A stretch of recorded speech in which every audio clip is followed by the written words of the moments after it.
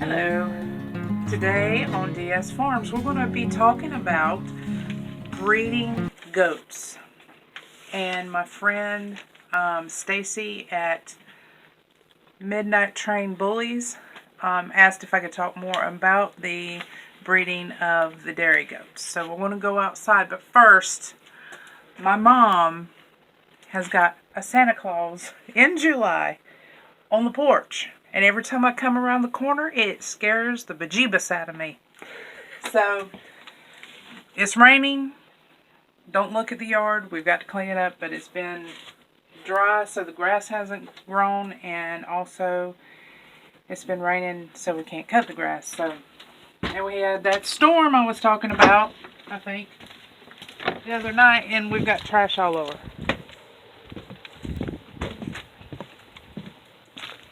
Where are we going? Where are we going? Are you still recording? Yes. We're going to, let's go to the milking shed. And this is my attire during the week because I'm always in the goat pen. Look at the chicken. Have they been fed this morning? We haven't fed them. Oh. Hold my nose. So,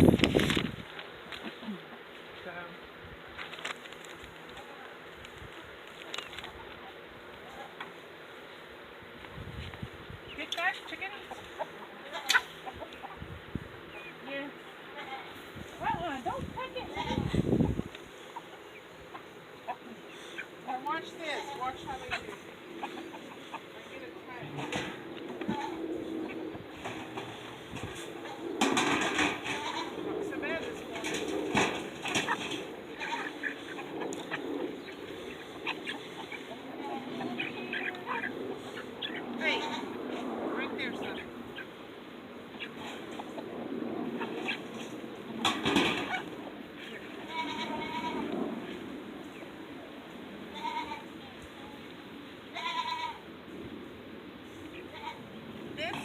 Right here, this one, that's our meat bird. But it's not a meat bird anymore. Call him Lazarus. Here. Or the zombie chicken. I'm really not feeding them as much as you think. Hey.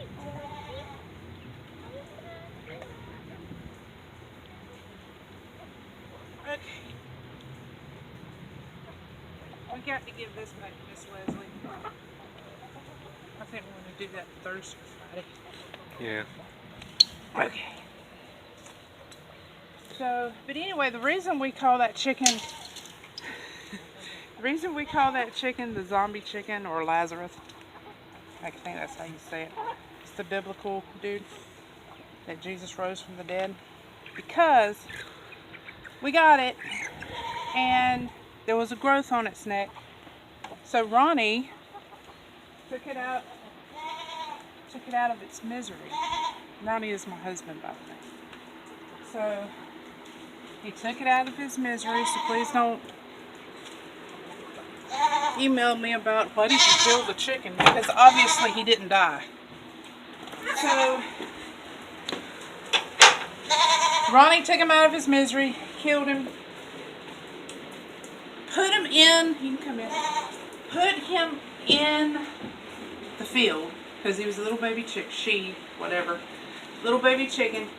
My sister-in-law and my brother texted me and says, come and get your chicken. I was thinking it was a big hen had got out or whatever, because we do let them free range every once in a while. And but it was the chicken that Ronnie had killed because it had this weird growth on its neck. And so now we call it a zombie chicken or Lazarus. We don't know. We got the chicken for meat bird, and the other ones had died. So this one was the only one left. So I don't think we're going to be eating that chicken now. So, but some of this we're going to do in here. Some of this I'm going to take you out there just to show you a few things. Like I said, this is about breeding goats. So my 15-year-old son, whose birthday is today, happy birthday. It's going to be humorous because I'll be looking at his face about some of the things that I know I'm going to be talking about.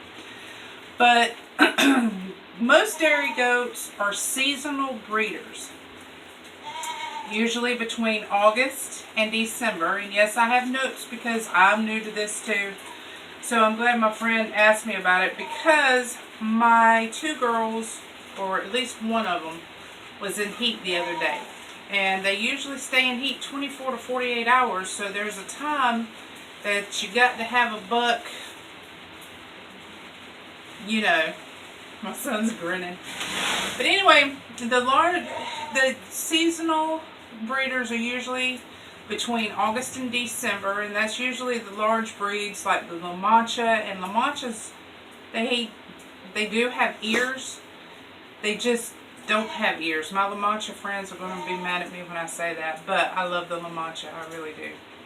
The Salins, Alpines, Oberhaslis, and Nubians are the larger breeds that are usually in season. What I read, that the Nubians, you could force a breeding on them to kind of have kidding all year round. Now, this is why I wanted to take you in here, which we'll probably do that here now, is when you're breeding your doe, you want to make sure they're big enough. Not necessarily their age, but that they're big enough. They usually want to be at least 80 pounds or 8 months. I know the age really didn't, but usually by the time they're 8 months, they're going to be 80 pounds. Now, I think with Kyla, I'm going to wait a year just because of her size. She's got a small frame. We need a tripod. I know. Yeah, we do. Or a selfie stick or whatever. But there's a few reasons for this, in my opinion, for having 3 babies, and medical opinions and everything from me being in the medical field, is number one, their size will help them, number one, hold the buck up. Let's get real here, because you're not going to put this 150-pound buck on this 40-pound little doe. That's just going to break her back and cause more trouble and everything. And they get rough. They get really rough. But anyway, and 2, I'm thinking that there's not enough space as far as the pregnancy and everything, and I want to research this a little bit more, because I think you could probably do something, 1 to the frame and 1 to the growth. I don't know. I want to research that. So let's take a look. I've got 2 young does. One is Kyla, one is Bella. Bella has had a baby before, and I am milking her. We got her from Miss Sharon. Hi, Miss Sharon, if you see this. And you'll see kind of the frame difference in both of them. They're both small doe. We got 2 really big doe and 2 small doe. So come with me, boys and girls. It's goat sex ed. Watch right there. You want to slip and fall. It's muddy. Hi, Odie. So it's raining out, and goats do not like the rain. So let me, Bella, come here, Bella. Bella. Okay, so this is Dolly. This is Geraldine. They're about 4 years old. They're sisters. So this is the kind of size you would want to breed. They're about between 100, 150 pounds, I would say. I haven't weighed them. But now you have, now this is going to be fun trying to get Alpines to move. Except if there's food. Okay, so here's Kyla. And you see, yes, Kyla is a smaller frame. Oh, good. Good job, no, that's not Geraldine. Crap. Literally, crap. Yesterday, I know I'm flipping back and forth, but yesterday in my video, Geraldine was squatting and she wasn't really pooping. So I'm watching her poop today. That's one thing you do with goats is you look at their poop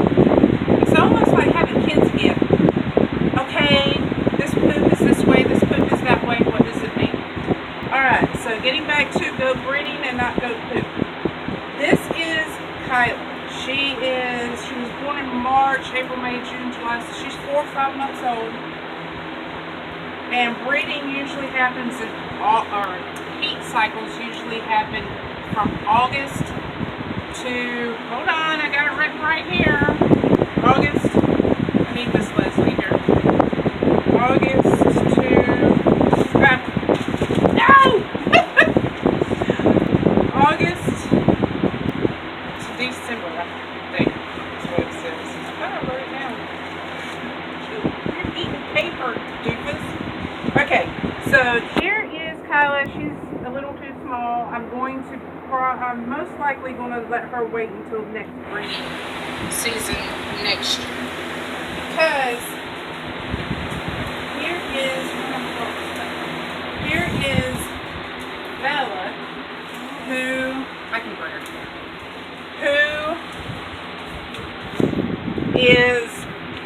who has had a baby before.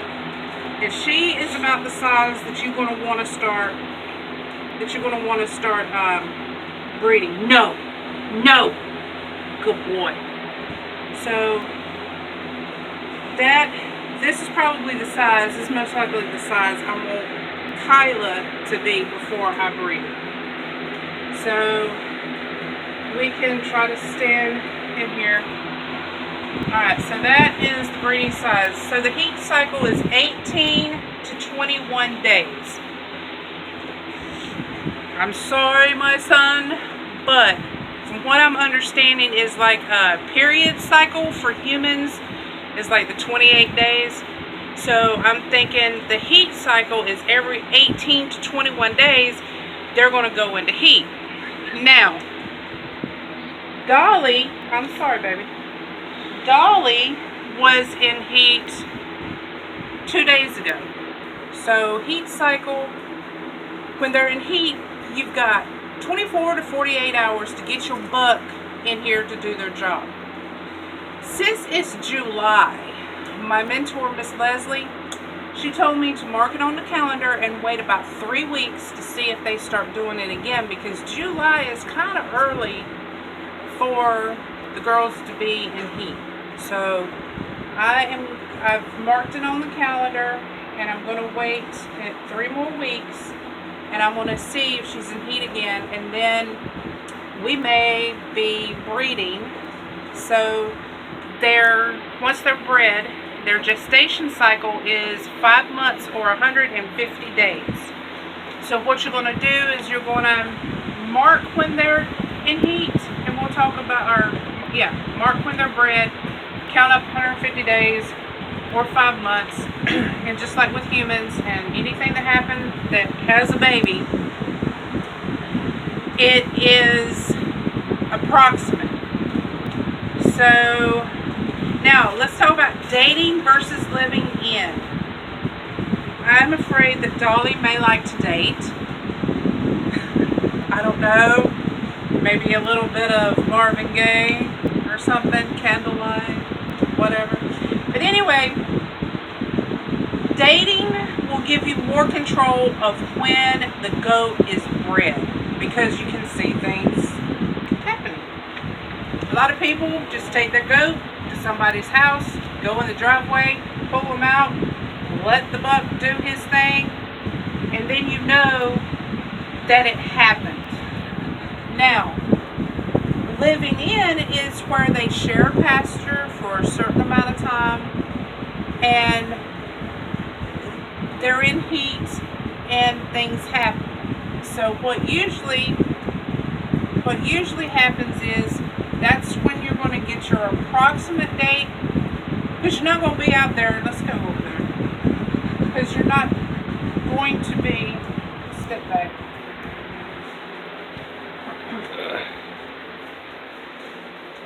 Because you're not going to be sitting there looking at them, have their romantic interlude like you would if you were...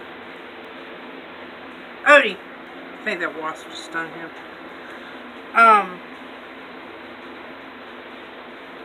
You're not going to sit there and watch them do their romantic interlude like you would if you were pulling up to the driveway. and having the buck, you know, mate right there with your doe. So sharing the pasture, you're going to want to count up 150 days or 5 months from the day, I'm thinking, you put the buck and the doe together in the pen, in the pasture together. That is more of an approximate. That's when you're going to get your approximate due date. Now, some does will not stand for a buck, so you have to help them. You have to help them, or like I call them, you have a virgin buck that don't know what he's doing, and then the doe is going to be, I've seen some videos on YouTube and it's really kind of funny, is the doe, the buck will be trying to do something, and the doe will just look at him like, look, if you don't know what you're doing, you just need to get on out of here. So it's kind of funny, but you know, the boys got to learn. So and also, living in, you could not even know that your doe is in heat, and then you put them in with a buck, and then there she goes. She's starting to do all the telltale signs of being in heat. And in order to notice a doe in heat, they'll have the tail fly up. There'll be swelling, there'll be mucus, there'll be discharge, yelling, or interested in a buck or a buck bag. I'm going to have to learn what a buck bag is. I think I know, but I'm not going to explain it in detail. If you want to know what a buck bag is, go Google it.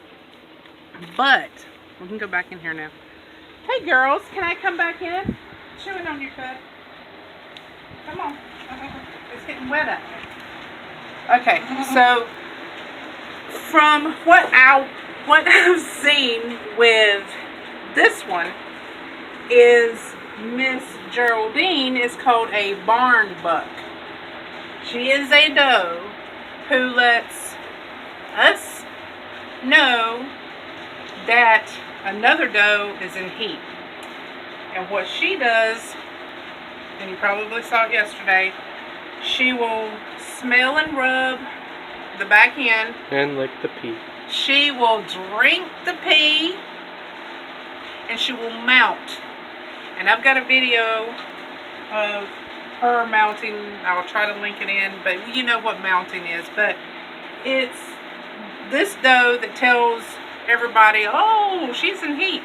So with her in heat, Geraldine was going around to Bella and to Kyla when they peed, and they would taste it or smell it. Goats know when they can smell the hormones. They do the same thing when they're fixing the kid. When Devin and I went to Miss Leslie's, who's again my mentor, right around kidding time, Alpines especially, the hormones that they expel before kidding, they would get really aggressive. And that's, I guess, another sign of them getting ready to kid or just whatever. But Alpines, they're pushy, very, very, very pushy, but they're so lovable.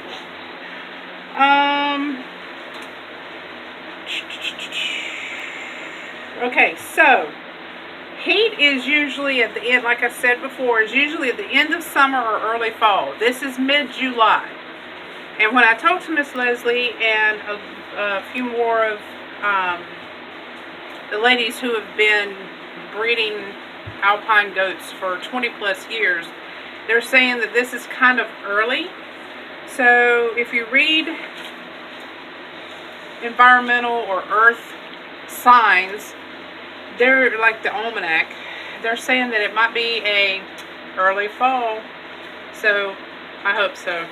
I hope so. Let me see.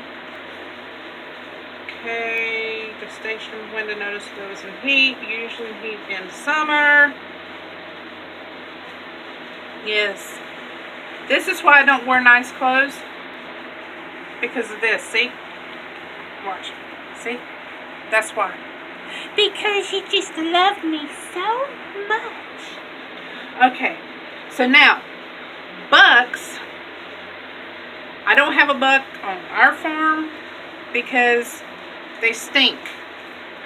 And I really don't want them to stink because don't.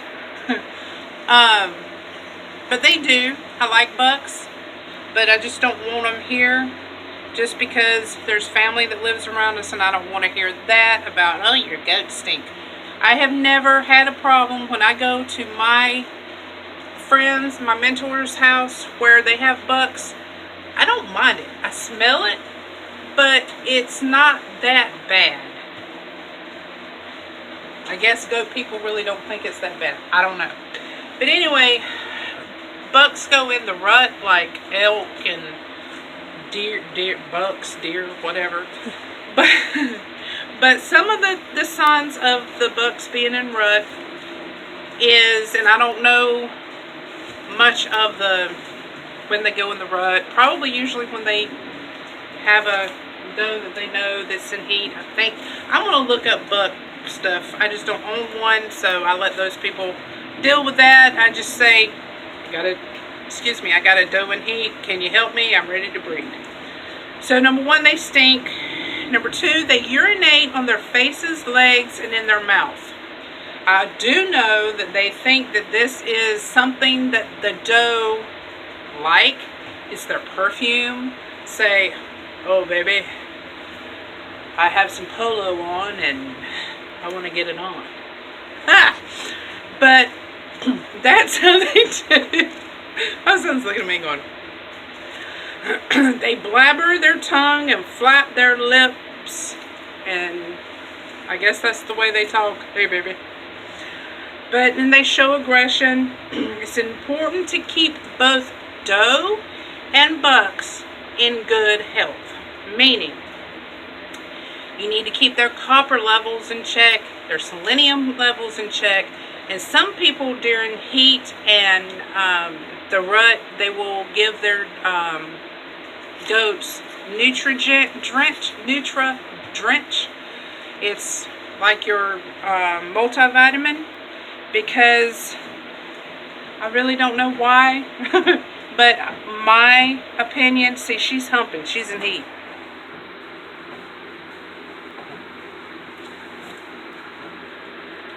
She's either in heat or, do you have the bloat, honey?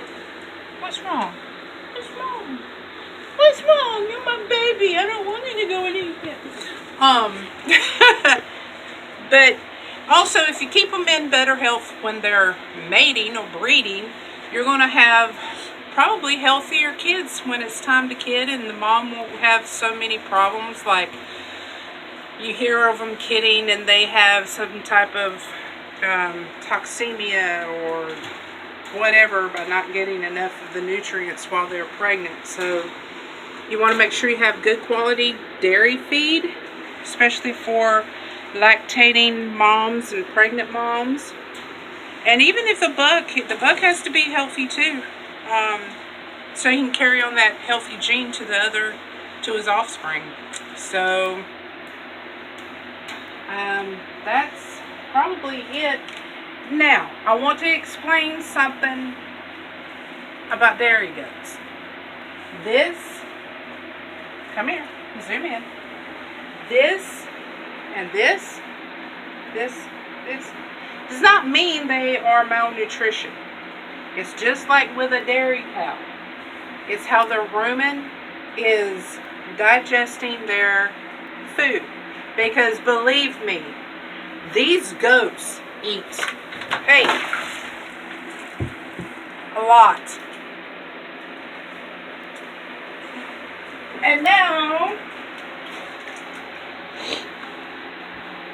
we have water everywhere. Take two. So anyway, that does not mean they're malnutrition. These goats, they eat, their rumen is constantly working because they eat hay, which I wish they wouldn't eat that hay, but it's okay. So yeah, they're healthy. So, and the poop you want to see in goats are the raisinette type poops. If it starts getting diarrhea, that's not a good thing, because then you've got to worry about enterotoxemia. I think that's how you say it. I'm bad at knowing big words. I know what it is, but I can't pronounce it. But you want the raisinette poop. You don't want the big cow patty poop. And you definitely don't want the diarrhea. The cow patty poop is usually the roughage, the type of roughage and pasture that they're getting, like the type of hay or whatever, or if you've changed food, which recently I have changed food, and yeah, their poop's looking a little weird. So one more thing, and then we're going to be done, is when you have goats, which you gotta refill this, you want to leave out loose minerals. This is, it's moist, this is my loose minerals.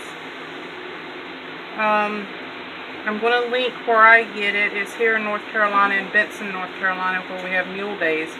It's called Mule City Feeds. And they do have real mules outside of their feed store. And you want to have loose baking soda. Baking soda helps keep, yes, helps keep the rumen healthy and helps with bloat. Kyla loves her baking soda. Okay, here's a word for the new goat owners. Do not put your loose minerals and loose baking soda by your water pails, because it gets hard as a rock. It gets so hard and they can't. I was worried because they weren't going to it. They weren't eating it. And I told Miss Leslie, oh my God, my goats aren't going to the loose minerals. Well, I had a brain fart. So what I did is one day I got my husband's drill and I moved it. It gets moist because we're in North Carolina and it rains. It's moist. It's like the it's like the rainforest here. So it's going to get moist. So every once in a while, we'll just go loosen it up, and they'll go to it. Their bodies know when they need the minerals. That's what Kyla's getting. Thank you for being my model. And then they'll know when they need the baking soda. Would you like some, Dolly? Step right up, honey.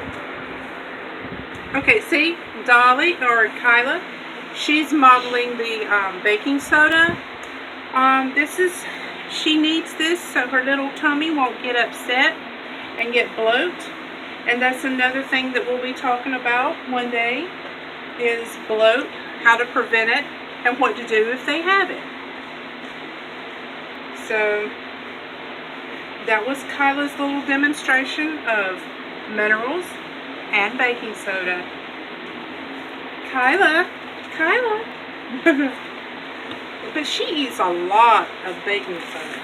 A lot more than my other girls do. I don't know why. But every time she eats, she'll come in, she'll have some. Oh, Dolly's going to model the mineral and the baking soda. Mineral. And then baking soda. Or pine bark. Hey, Geraldine, you feeling better? When I go to Tractor Supply, I've got to get them some electrolytes because it's been so hot. And I'm thinking this is what's wrong with her. Or the change of feed with the amount of vitamins and stuff in it. It's made her pee really orange. So I'm looking at her. But she's been drinking everybody's pee too. So I'm wondering if that's some of the deal with that as well. So, okay. Now we're going to try and get out of here. I think I'm going to we need to put some more. Okay. And what I'm doing is, that's not good. What I'm doing is I'm closing off